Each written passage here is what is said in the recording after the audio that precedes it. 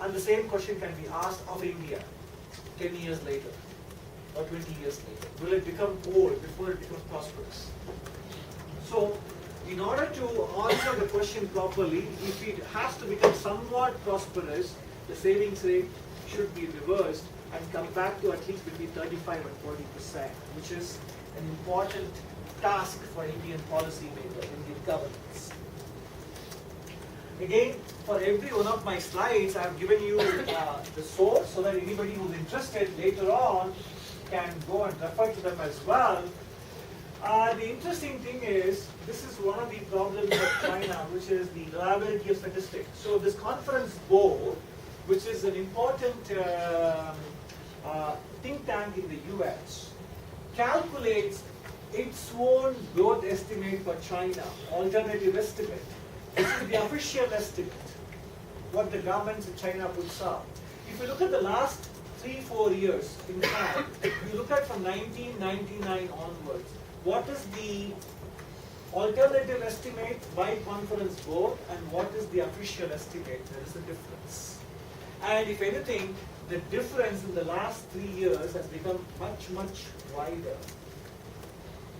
So the official growth rate in 2015 was 7.5%, but the calculation by conference board is only 3.6%. And 2016, 3.9% is the alternative estimate, 7.2 is the official estimate. For this year, 6.9 is the official projection, and they think it will only be 4.1. So that is an issue there of overstatement, which again, we can discuss what contributes to this padding up of numbers and why, and you can then go into a discussion about single party rule, communism, authoritarianism, etc., etc. So there's a whole lot of issues are there about the legitimacy of the Communist Party, etc., etc. But for now, we can say that in the last 3 years or so, 4 years, India's growth rate is better than the alternative growth estimates of conference board as far as economic growth rate is concerned. As I said, Dr. Y.V. Reddy has spoken about a lot of good things about China, and one of the biggest advantages of China is also the education system. But if you look at the debt in China has grown exponentially since 2008, whereas the GDP growth rate in comparison is much more. So why do I bring up this is to contrast, because two countries of similar size, one has done very, very well, other one is not, but there are also challenges for both of them, a different challenge. I brought up this contrast so you can understand these two countries, because whether they are good or bad, these two countries are going to dominate the news in the next 20-30 years, China and India. So China's growth and economic growth, the blue line, China's overall debt, the red line, both were quite all right up to here. After 2008 crisis, much of China's growth has come because of a huge rise in debt. And debt is a dead weight. Because whatever you earn in the future, you must use it to pay back debt. So debt in good times is a positive lever. In difficult times, debt becomes a dead weight. What is true of individuals is also true of countries. Debt becomes a burden. Okay? So whatever surplus you generate every year will go towards servicing the debt. So that risk places a big question mark on the future growth profile of China. So what about India? Again, coming back. As I said in this book, this is what he wrote in the 1980s. Much of the country lived in medieval conditions about India. Endemic discrimination, weak trust among people outside the immediate social circles.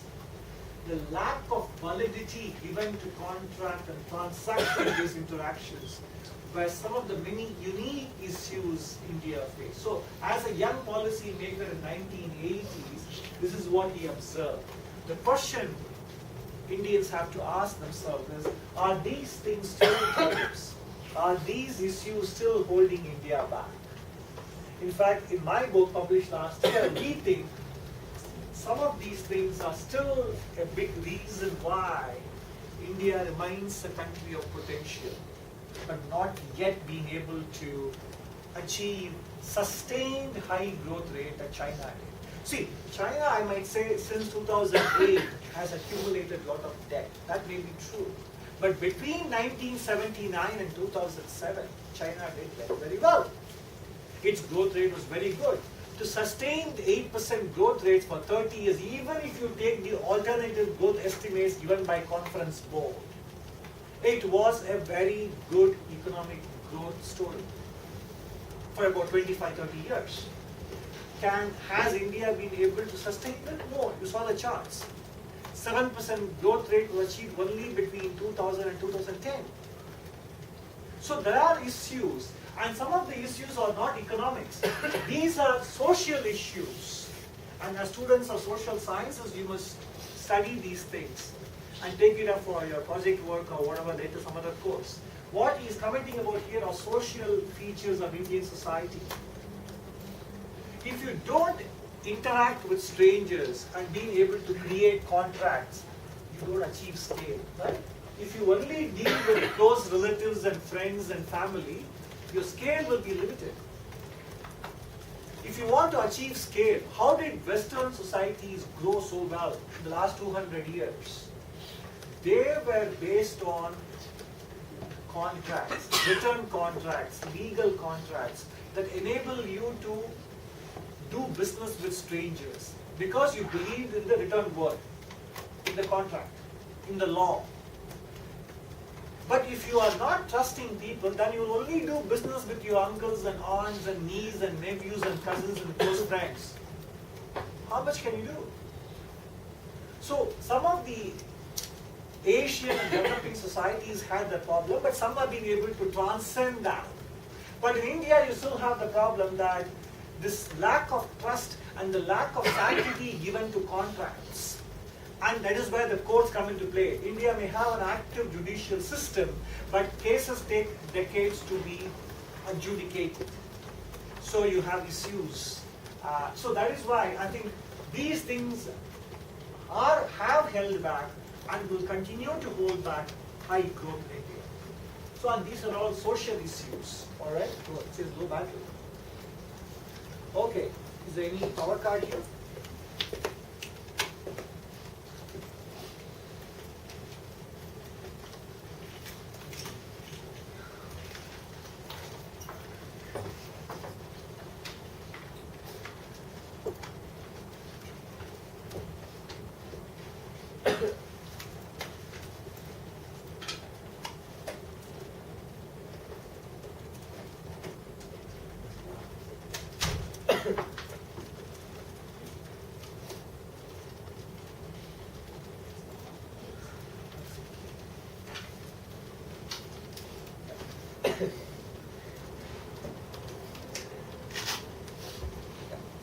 Thank you.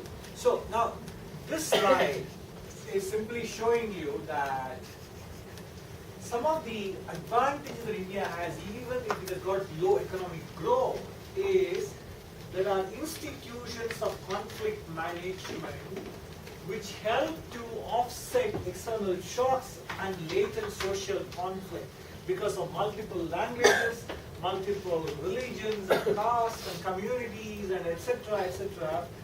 There are institutions of conflict management, which is what democracy allows you. And in a sense, there is a safety wall, checks and balances in democracies versus authoritarian systems.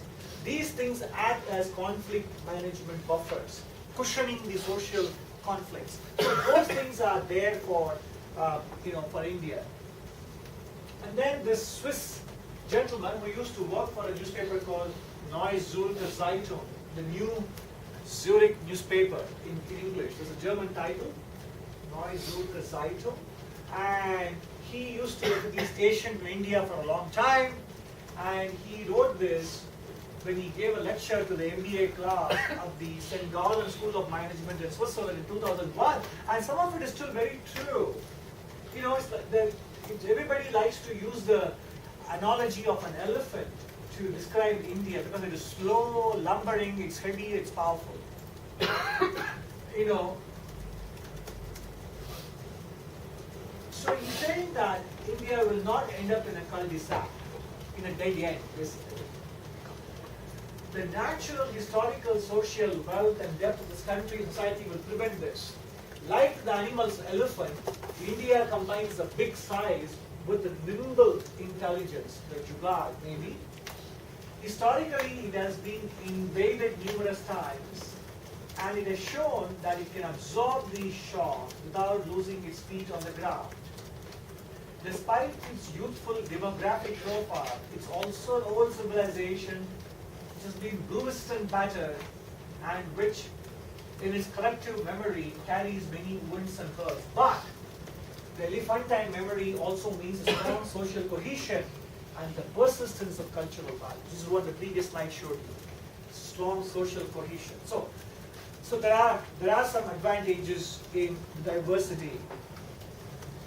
And Professor Tarun Khanna at the Harvard and Professor Yasheng Huang at the MIT wrote this famous paper in 2003. At that time, they appeared very optimistic about India's entrepreneurial culture being able to do better than the state-directed development of China. I don't think their optimism has actually been borne out in the last 14 years. No. But it is interesting to see why they felt optimistic about India in 2003. Incidentally, Professor Yasheng Huang has written a wonderful book called Capitalism with Chinese Characteristics. He is from China and he is based in MIT. Capitalism with Chinese Characteristics is a book by Yasheng Huang. It's a very good book. Okay, so these are verbatim quotes from their paper of 2003. And this is one more article that appeared in 2002, which kind of talks about the contrast of India, where somebody gets into an apartment which is a very, very creaky elevator, derelict, condemned building, but once you get into the apartment, it's so beautiful, gorgeous furniture, paintings and a grand piano, etc. In fact, this captures what I told you at the very beginning. Whatever you say about India, the opposite is equally true. So you go through a very, very bad looking appearance, facade, but you get into the apartment, it is so beautiful. But unfortunately, I don't get very happy with this kind of, India is always like this. On the surface, it is chaotic and bad, but once you are patient and dig deeper, you find the beauty. Why can't it be done on the surface as well? So this bullet point number 2 is not a justification for this. Should not be justification for this. It should be possible to align these two. For how long we will keep offering this as an excuse? So that is something to keep in mind. It's all right. It is good to say up to a point. It makes for a good copy, interesting story writing to say this. But as an economic development, you cannot sustain this, because if the building is going to crumble, this apartment, no matter how beautiful it is, will survive. Right? So that is something that Indian policy makers must get right. You have to get from A to Z right. You cannot say A to E will be bad, but F to Z will be good. The foundation has to be there. The infrastructure has to be built. So you can have a wonderful city, new skyscrapers, but if one rain can flood the entire city and bring it to a halt, there's no point. You can launch 104 satellites in one single day. But on a day-to-day basis, people living in Indian big cities are finding life difficult. Rains are causing more and more problems because there is no proper drainage and illegal constructions have happened, so that there is no room for stormwater drainage to go through to the sea, where rivers. All these things are day-to-day issues unless you get them right. So as I say, if you don't get the plumbing right, you won't get the palace right. You have to get the plumbing. the sewage, the pipes. Get, if you do routine things right, then you can do strategic things right. If you can't do routine things right, then I can't have confidence in you that you will get the strategy right, the big picture right. All right? So there is a need to pay attention to details. So this gentleman wrote in 2003 as if he is looking at the world from 2010. So he was actually trying to imagine what he would write in 2010. Now it's 2017. So it's very interesting to read this, what Stephen King of HSBC Economics wrote in 2003. He said in 2010 he will be able to make this kind of a statement.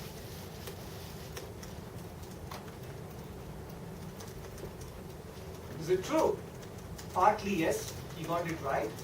Partly China does look like it is looking good, but as I said, China has its own share of big problems with debt, etc. Single party rule, concentration of power, etc., etc. But yes, it has largely fulfilled its promise up to a point. Yes, we can buy that. India has not yet demonstrated galloping sustainable growth. No. And Brazil is floundering, like Argentina was at the beginning of 20th century. So clearly, Mr. Stephen King's prediction for 2010, made in 2003, when you look at it now in 2017, looks like he didn't get it right. And that is very true for all economists. Because that is the nature of the science, it's a social science. Not all things can be controlled, right? So it is very, very hazardous to predict the future in economics. Okay? Good. Yeah, this is what he said about it. But one small mitigating factor for India is this. Imagine India in terms of population, what each state of India is comparable to. The state of Maharashtra, the state of Andhra is equal to Germany, the state of Tamil Nadu equal to a country, Turkey's population. Maharashtra is equivalent to Japan's population, Gujarat equal to population of Italy, Rajasthan, population of Thailand, Madhya Pradesh, and then Uttar Pradesh. So we have this Brazil. So you can imagine it is not a country. You don't expect countries like Turkey, Brazil, Thailand, Iran, and Mexico to become a developed country in 10 or 20 or 30 years. But imagine trying to grow all these countries at the same time. You understand the scale of the problem? And if you now try to put these as gross state domestic product per capita, you can see it is a combination of developed and underdeveloped countries. And some developed, very small portion. Goa here may be slightly more developed. Okay, this is the Indian rupees. But bulk of them are up to here. So, population-wise, or the state of development-wise, India is a collection of many, many countries, and therefore to expect that this can become a developed country within one generation or not is also to misunderstand the scale of the problem. It is, for a long period, it will remain a work in progress. Okay, the only thing is, it should be work, there should be work, and it should be progress. Okay? So at least the direction should be important. This is the last slide. Professor Angus Madison's database gives you a lovely history of global GDP since the Common Era began, 81. Up to 1820, the combined global GDP share of India and China was almost 50%. For almost 1870, slightly more.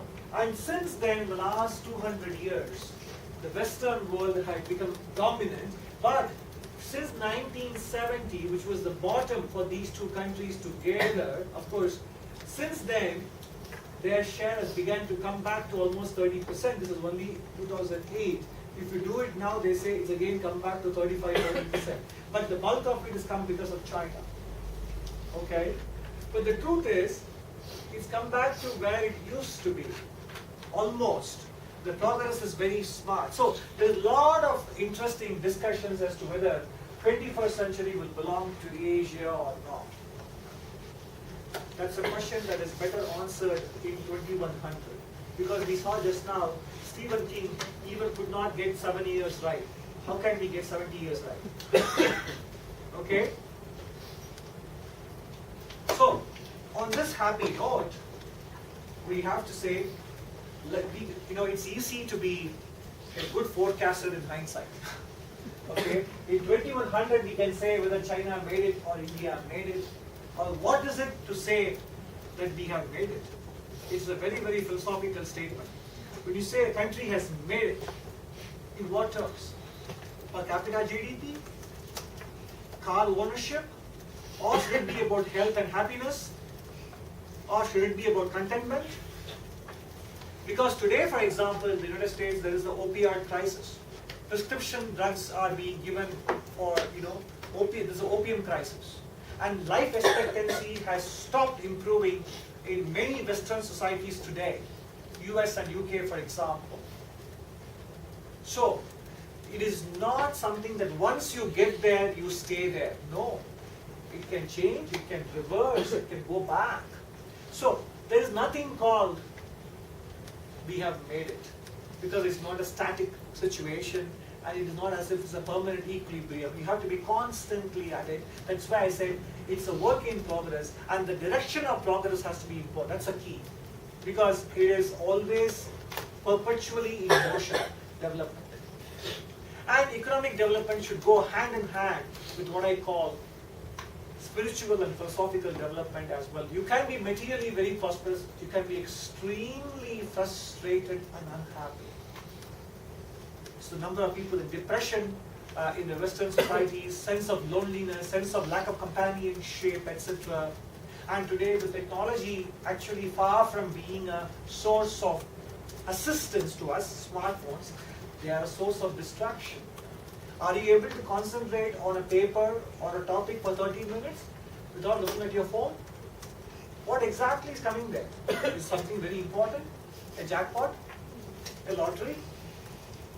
In fact, there is a story in Bloomberg News yesterday that the number of road fatalities in the US has began to increase in the last 2 years, and most of it is attributed to looking at the smartphones. How can it be? How can it be so dumb? The phone is smart, but have you become smarter or dumber? So all these things are not signs of progress. So when you use the word progress, as social science students understand, the word has got lots of meanings and interpretations. What we commonly understand to be progress, how many laptops, how many iPads, how many smartphones are there in the house, is not a sign of progress. Sometimes going back to your roots, going back to your basics is probably a sign of progress. We talked about instant gratification, delayed gratification. That is a sign of progress. Being able to accept, achieve, and be happy with delayed gratification is a sign of progress. So, these are all complex topics, and there are no right or wrong answers. Each one must arrive at your own answers, and all I have done is to give you a glimpse of various issues here. About India, about China, about economics, about social science, physical science, etc., etc. I hope there is, I'm sure if some of you, those who haven't had your lunch, you may get your regular food, but I hope you got a food for thought here. Thank you very much.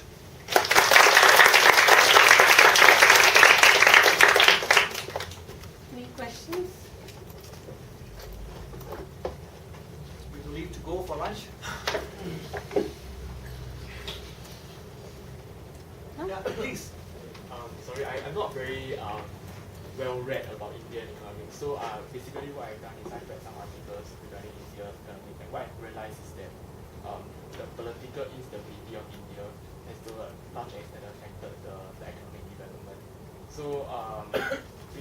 I've seen is the constant changes in the policy, the economic policies, has kind of stunted the growth and reduced investments within India. So to what extent is this kind of true? Correct or not? And Yeah, I think that, as I said at the very beginning of this class, there is always a case to be made that whatever you say about India, the opposite is also true. So if I can say no, that's not true, I'll be wrong. Because I think there is a truth to what it is there. There is a price for democracy. You have to pay a price for democracy, which is that, yes, certain development projects which China can undertake that much more easily cannot be done, because any single person can go to court and say, my house should not be destroyed or taken over to build this metro line. And he or she can stop the project for 10 years because the courts take forever to decide. Or one group of people could easily say, this project is against environment. We don't know if it is true or not. For example, there was a nuclear power project in the southern state of Tamil Nadu, some southeastern state. A bunch of activists stopped it for a long period of time. Then the question is, at what stage of growth does development become secondary to environmental consideration? Is environment a consideration of the developed world? Or should feeding the poor and getting them to off their hunger is important than environment? It's a difficult choices. But in India, yes, the political system, the democracy, and the courts can actually both be a source of empowerment, also a source of negative disruption. And sometimes it has been used also as a source of destructive disruptions. So yes, to that extent we can say, things don't happen fast in India. But that is a price to be paid for being a democracy. But it also allows the frustrations to be voiced, to come out, instead of being bottled up. And then you burst one day without completely by surprise. That won't happen.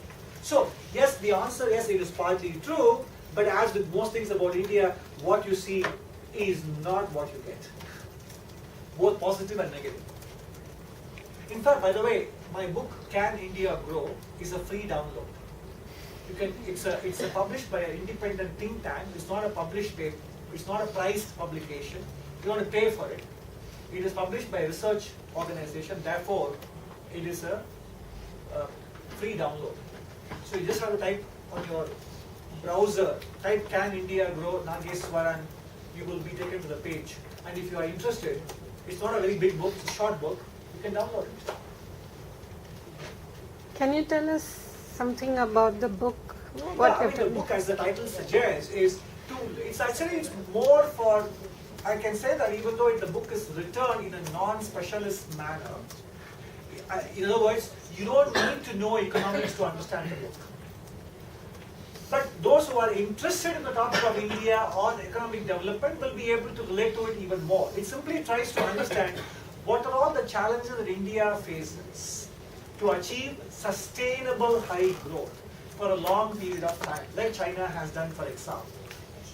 Can India aspire to achieve 8, 9, 10% GDP growth rate today? Why not? What is standing in the way? These are the topics that the book explores. Okay? Any other questions? Yeah. Sorry. So corruption is very prevalent in India. So to what extent do you think corruption affects the people? A very good question. You just have to look at whether countries that are developed today have been prevented from growing because of corruption. The answer is no. Because all countries, including, in fact, there are estimates of the size of black money in Europe is higher than the estimates of size of black money in India. There's an Austrian professor called Friedrich Schneider who does a lot of work on the so-called black economy in different countries. And European countries have much bigger size of the so-called parallel economy than India has. That has not stopped them from becoming semi-developed or fully developed. So yes, it will always be a factor. And sometimes, newspapers can highlight or exaggerate some issues. It is there, it should be tackled. But I don't think on a specific question, whether it comes in the way of development, the answer is no. It need not be. And it has been there in developed countries. If you read a book by Professor Hernando de Soto of Peru, The book was called The Mystery of Capital. And he said, a judge in a British court can be bought for a chicken and 2 pence. A judge in a British court could be bought by giving him a free chicken and 2 pence. It was then. That didn't stop Britain from becoming a global power, right? You could buy judges. So it is a problem. It should not be allowed to become too big, but it is not. It has never stopped countries from growing. Sometimes it even facilitates growth. Yeah, you had a question? Oh yeah, sorry, just a quick one. You mentioned that you're wondering, as in the question was whether India can get old before it get rich. Yeah, but in India, from what I know, there's no such thing as like population control measures. Right? No, that's not true. In fact, it is there. Parts of the parts of India actually have now achieved a population growth rate that is very similar to Western Europe. The southern states of India, if anything, the southern states of India, in a sense, here have achieved population growth rates which are actually far lower than replacement growth rates. They have become almost developed country-like in terms of they're actually going to become older before the rest of India does. So it is again, you can't make a single statement. Yes, it could be true here, here, here. These 3 states, Rajasthan, AnanthaPt2, Uttar Pradesh, etc., Bihar. But here it's different.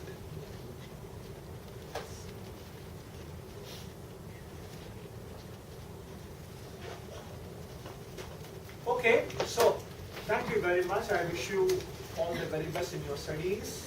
And we only have 2 more months to go for the new year. So wish you a pretty productive, intellectual, happy, healthy 2018.